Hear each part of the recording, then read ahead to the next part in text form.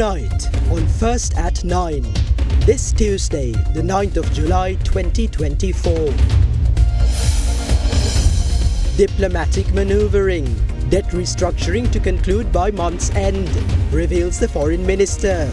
Says Sri Lankan land is off limits for foreign military bases. Theology to modernity, government to fund research programs exploring the nexus of Buddhism and modern technology, reveals President Ranil Wickremesinghe. Expectations. CEB expects to provide relief equivalent to 30 million rupees through proposed tariff revisions.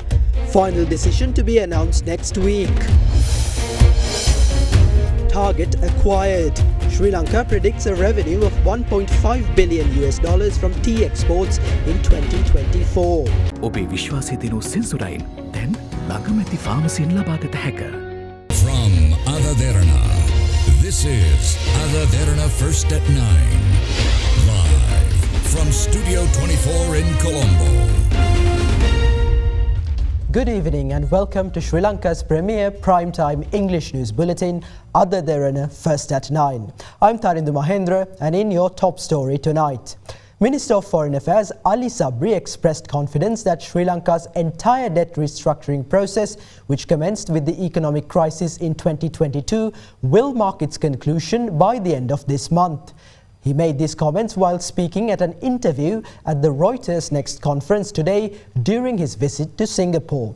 While highlighting that Sri Lanka will not feel any geopolitical tension, the Sri Lankan foreign minister affirmed his stance that Sri Lankan soil cannot be used by any nation to pose a threat to another nation. Further, Minister Sabri, who is of the view that Chinese presence has fueled other nations to invest in Sri Lanka, highlighted Colombo port as a prime example where several global players have invested in the development of the port, which is located strategically in the Indian Ocean. In particular on your engagement with Tokyo, Delhi and Beijing. Can you give us a sense of the flavor of the talks, if you will, and the key topics of engagement? Sri Lanka had always been a neutral country, a country which have thrived on its independent, non-aligned foreign policy. We don't take sides. We don't need to take sides. We can afford to take sides because we are too small to take sides. Because anything goes wrong, no one is going to take our side. So therefore, what we try to do is to have good relationship with both Beijing, India, US, Japan and everyone, because all of them are necessary for us. We are open for business. Our biggest asset is our strategic location in the maritime route. Unless you open it up, this is like a shop in the most important location in your shopping mall, but close the door. What's the point? You will never do any business. When will the bond restructuring efforts be finished? In principle, government of Sri Lanka, together with our financial and legal advisors and the bondholders ad hoc committee, which they formed, have agreed on the parameters. IMF has to particularly put their seal on that together with the OCC. So hopefully we should get that within the next week or so. So towards the end of this month, officially we have done and dusted with the debt restructuring process. Then, of course, in line with that, we need to start paying them. You are one of those countries that has to constantly navigate geopolitically, commercially, with countries that they themselves are often at odds. How do you straddle these wider tensions? We have always been articulate the fact that we were not interested in being an ally of any of these camps. We will be independent country, will be work with everyone. But there are some conditions that our land, our sea will not be allowed to be used to threaten anyone else's security concerns. We will not allow anyone to come and build military bases. We will not be a pawn in their case because, as my president once put, when the elephants fight, it is the grass that gets trampled. So basically, what we could do is have that strategic autonomy for us, negotiate with everyone, however small we are, as sovereign equals, not take sides, open for business, and to be honest, strategically use that competition to our advantage. Give me an example of where that has worked. Good example is Colombo Port. There are several huge terminals which we are building. Already Japan is running, if it's Sri Lankan partners, one terminal. China is running one terminal. And Adanis are building the deepest terminal, which will allow larger ships to come into the area. So with all those things, that shows that because China is there, Japan has come. Because China and Japan are there, Indians are coming. So we would like EU also to come. We would like Middle Easterners also to come. And with that, It's a win-win situation. India has complained in recent months about the presence of Chinese research vessels in Sri Lanka. India says that it threatens Indian security. What is your response to that? We have made it very, very clear to all our partners.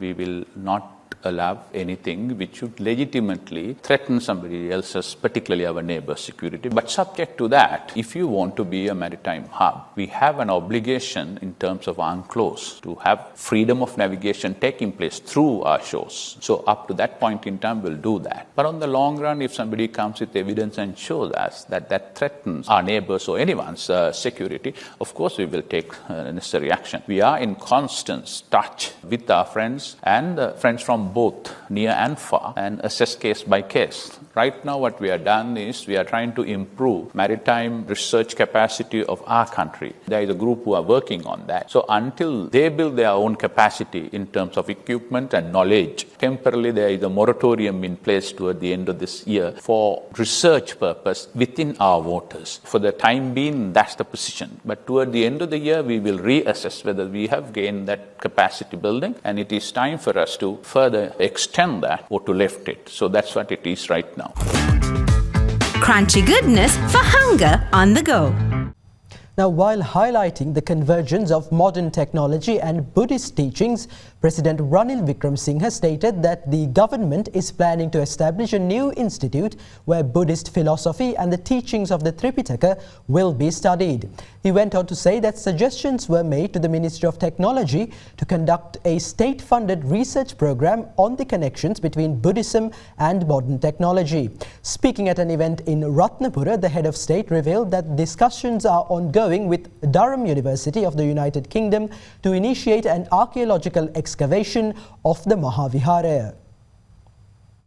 The Amarapura Day celebration of the Sri Lanka Amarapura sect was held yesterday at the Saburagama Provincial Council Auditorium under the patronage of President Ranil Wickremesinghe. Amarapura Day commemorates the 222-year legacy of the Amarapura sect founders. On one hand, we live in a scientific world that is changing ways we cannot imagine. The development of artificial intelligence raises profound questions about the connection between this new technology and the human mind. It is imperative that we investigate the connection between our minds and artificial intelligence within the next 10 years. To advance this cause, I have proposed the Ministry of Technology to initiate state-funded research programs exploring the nexus of Buddhism and modern technology. New global ideology aligned with the techniques of Lord Buddha, they cannot be easily separated. We find ourselves at the crossroads of Dhamma and science. As the Sri Lankan government, we are striving to understand the connection between Buddhism and the scientific world. Currently, we are considering various suggestions. We are in talks with Durham University in the United Kingdom to initiate an archaeological excavation of the Mahaviharaya. The project is anticipated to span at least 25 years, which means we may not live to see its completion. Nevertheless, this excavation is necessary. Additionally, discussions are underway to establish a new institute where Buddhist philosophy and teachings of the Tripitaka will be studied. This institute will also delve into diverse dharmic teachings such as Mahayana Buddhism. It will take approximately a year to gather international support for such a program. අපි දැන් බලන්නේ සාකච්ඡා කරන්නේ තව අවුරුද්දක් විතරයි අලුත් වර්ග ආයතනයක් ඇති කරගන්න කොහොමද ජාත්‍යන්තර එකතු කරගෙන ඒක පාලනය කරන්න කියලා. Horizon Campus 2024 intake. Register now. Acting General Manager of the state-run Ceylon Electricity Board, Dr. Narendra De Silva, says that through the proposed tariff revision, the CEB expects to provide relief equivalent to 30 million rupees to the general public. He made this statement during the public consultation on the second electricity tariff revision of 2024. Meanwhile, Executive Committee member of the National People's Power, Chaturanga Abesinghe, said that if the CEB provides opportunity for more adjustment, the industrial sector could also reap benefits from the upcoming tariff revision. The proposal for further reductions in energy charges for the domestic sector, the religious sector, general purpose and government buildings has been submitted to the Public Utilities Commission in early June this year. Accordingly, the CEB has proposed to reduce the current tariff levied on the first 30 units consumed in the domestic category from 8 rupees per unit to 6 rupees. The monthly tariff of that category is expected to remain unchanged at 150 rupees. The CEB has also proposed to reduce the tariff charged for power consumption between 31 to 60 units from 20 rupees to 9 rupees. For electricity consumption between 61 to 90 units, the CEB proposed a 12 rupee reduction from 30 rupees to 18 rupees. The tariff of 50 rupees charged per unit from 91 to 120 units consumed is also expected to be reduced to 30 rupees, while CEB has proposed to bring down the tariff of 50 rupees per unit for consumption between 121 to 180 units to 42 rupees.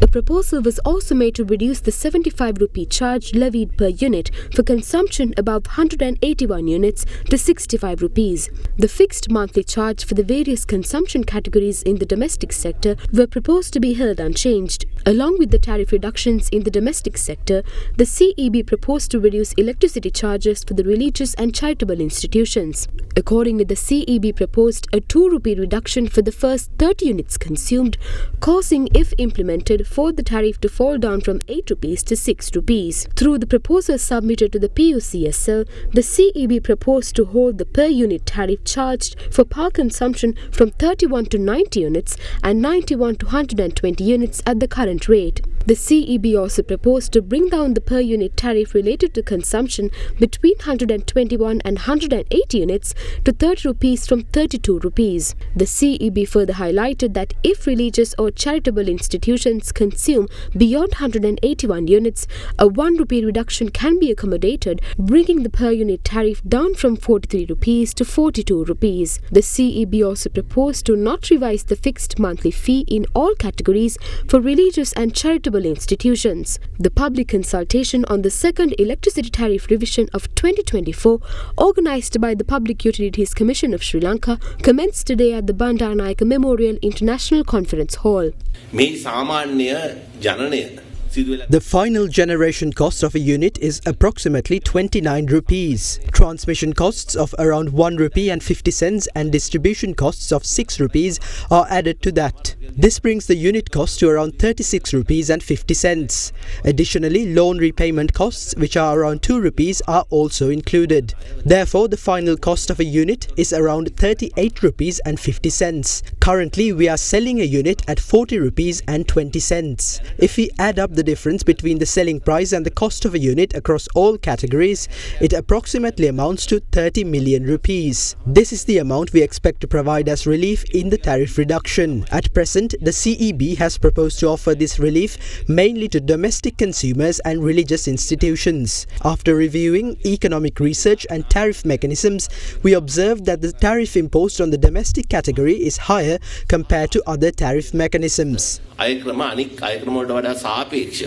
The first 60 units are generated through hydroelectric power. Therefore, I ask the Commission to extend the price relief given for the first 60 units to consumers who use more than 60 units as well. No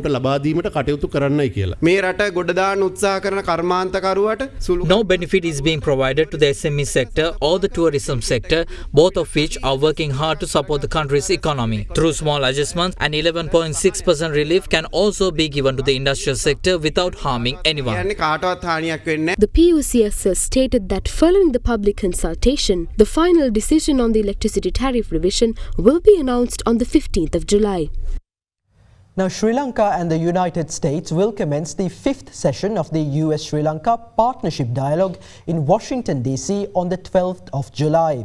Secretary to the Ministry of Foreign Affairs, Aruni Vijayawardena, will leave for the United States to co-chair this year's session of the Partnership Dialogue, where she will be joined by the Sri Lankan Ambassador to the United States, Mahinda Samarasinghe.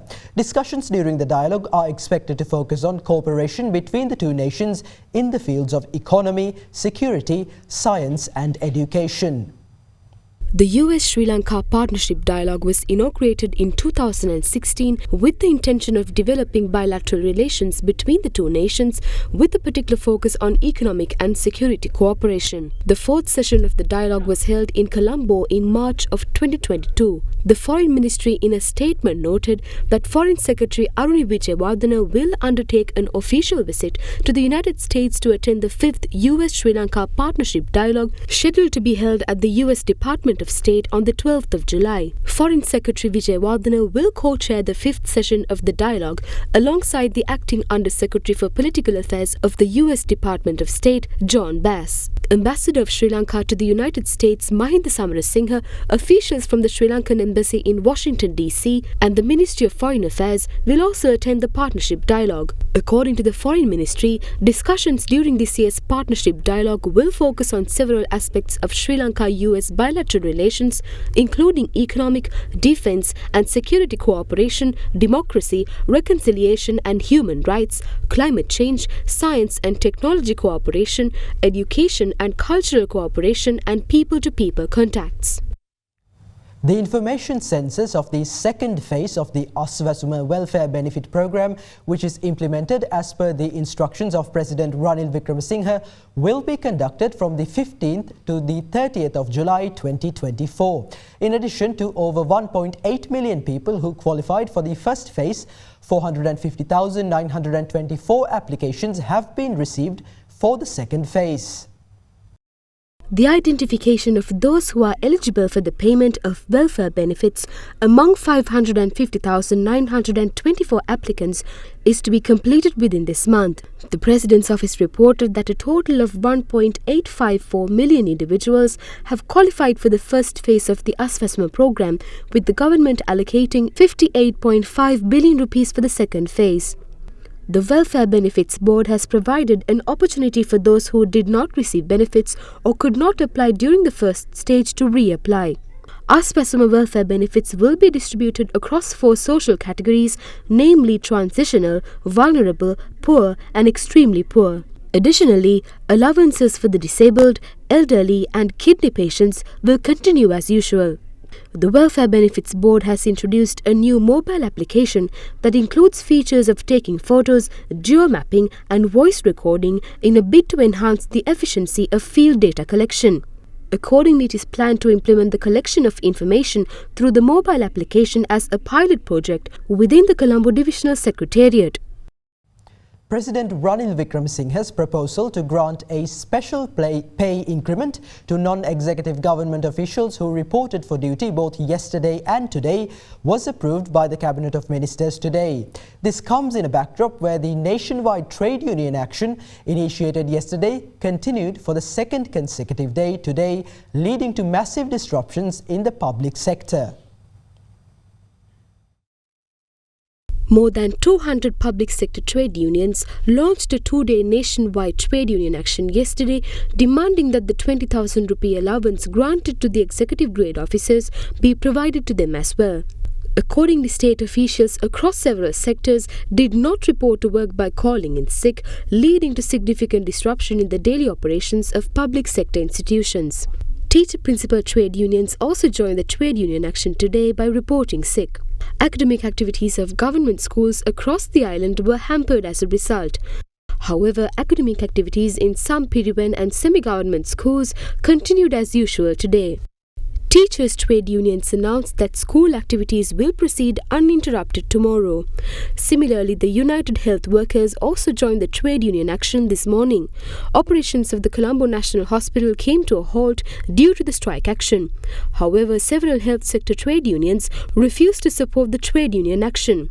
Daily operations of the public sector organizations remain hindered as a result of the trade union action organized by public servants. Operations at the Colombo Central Mail Exchange as well as other postal offices continue to be affected from the ongoing postal strike. However, postal offices in several areas including Rajagiriya, Athuragiriya and Ratnapura remained functional today. Meanwhile, all Grama officers remain closed today owing to strikes launched by Grama officers. Additionally, several striking public sector trade unions engaged in protests in major cities across the country. Against this backdrop, the Cabinet of Ministers approved President Ranil Wickremesinghe's proposal to grant a special pay increment to non-executive state officials who reported to work both yesterday and today. The President's Media Division added that approval has also been granted to issue them a commendation certificate for future promotions. මේ දවස් දෙකේ සේවයට පැමිණි හැමෝටම වැටුප් වර්ධකයක් ලැබෙනවා පඩි වැඩිවීමක් වෙනවා. The employees who reported to work today and yesterday will receive this special salary increment. However, those who engaged in strikes by calling in sick will not be granted this special increment. It is imperative that we take such fearless decisions when going forward as a country. If either JVP or NPP are confident about their victory in the upcoming election, the election is only 3 months away. After that, they can raise salaries any way they wish. තව පොය 3යිනේ තියෙන්නේ. ඉතින් ඒ පොය 3න් පස්සේ ඒගොල්ලන්ට පුළුවන් ඒගොල්ලන්ට ඕන හැටියට පඩි වැඩි කරගන්න. Join us once more on the other side of this short commercial break.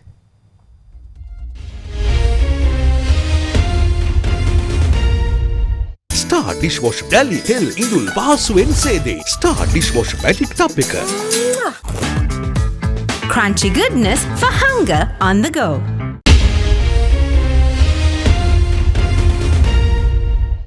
Welcome back.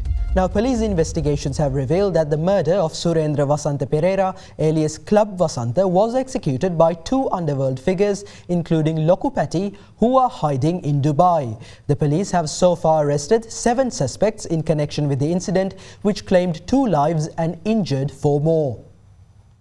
At around 10:15 am yesterday, 2 unidentified gunmen entered a tattoo and piercing shop located near the clock tower in Athuragiriya. While its opening ceremony was taking place, opened fire at those who were present inside and escaped the scene. 6 people were injured in the incident and 2 of them succumbed due to the fatal injuries they had to sustain. The deceased include a popular businessman named Surendra Vasanta Pereira, alias Club Vasanta. 4 injured persons who were admitted to the hospital for treatment included the spouse of Club Vasanta and popular singer K. Sujiva. Hospital sources confirmed that the condition of Sujiva, who underwent surgery at the Colombo National Hospital, is stable. In the afternoon yesterday, the car that was used by the assailants to commit the crime was found abandoned near Kaduwela. CCTV footage confirmed that the suspects who abandoned the car got into a van to escape, which was later found in the evening on an abandoned land in Battaramulla. The police, who deployed several police teams to investigate the shooting incident, arrested 7 suspects, including the owner of the tattoo studio, in connection with the incident. During the interrogations, it was revealed that the underworld figure Lokupati, who is currently hiding in Dubai, has given him a sum of 1.6 million rupees to start a tattoo shop. The suspect, who confessed that he was unaware of an attempt to murder Surendra Vasanta Pereira, alias Club Vasanta, said it was Lokupati who had instructed him to invite Pereira to the opening ceremony of the shop. With regard to the remaining arrestees, the police suspect that they have provided transportation to the assailants. Further, police investigations have revealed that the murder of Club Vasanta was executed by the underworld figures Lokupati and Gunakowile Shanta, who are hiding in Dubai. The police are yet to reveal whether the underworld figure Kanjipan Imran was involved in the murder, a suspicion that arose due to the mention of the abbreviation KPI in the ammunition casings found at the crime scene.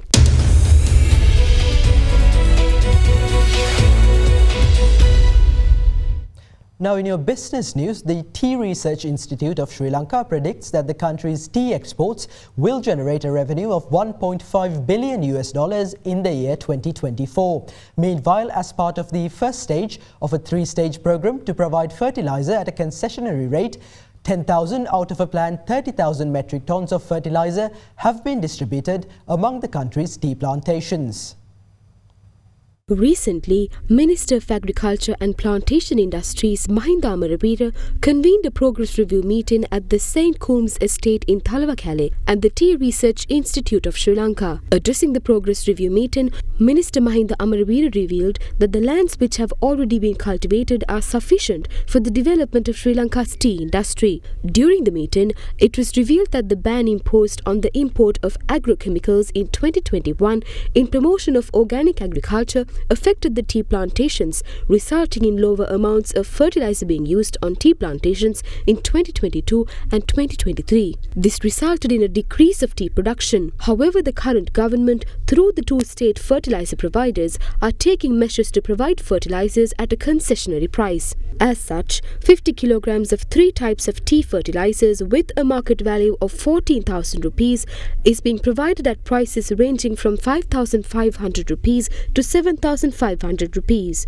According to the Department of Government Information, the Sri Lanka Tea Board has allocated 1.2 billion rupees to provide the concession for tea plantations. The Government Information Department further added that the distribution of fertilizer for tea plantation is being implemented in 3 stages. 30,000 metric tons of fertilizer is set to be distributed through the first stage. 10,000 out of the 30,000 metric tons have been distributed so far. Meanwhile, it was also discussed to plant tea saplings in vacant plots of land and to provide fertilizer for them with the aim of increasing the tea harvest in the coming year. The Tea Research Institute of Sri Lanka meanwhile predicts that Sri Lanka's tea exports are expected to generate a revenue of $1.5 billion in 2024. Sri Lanka's tea industry has generated foreign reserves of $1 to $1.2 billion during the last 2 years. The island nation exports tea to 150 countries worldwide, out of which 20 countries purchase stocks of tea on a large scale. In the meantime,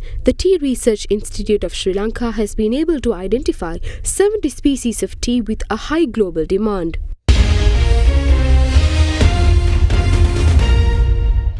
And that's all the time we have for you today. We'll join you once again tomorrow at the same time. Thank you and have a good night.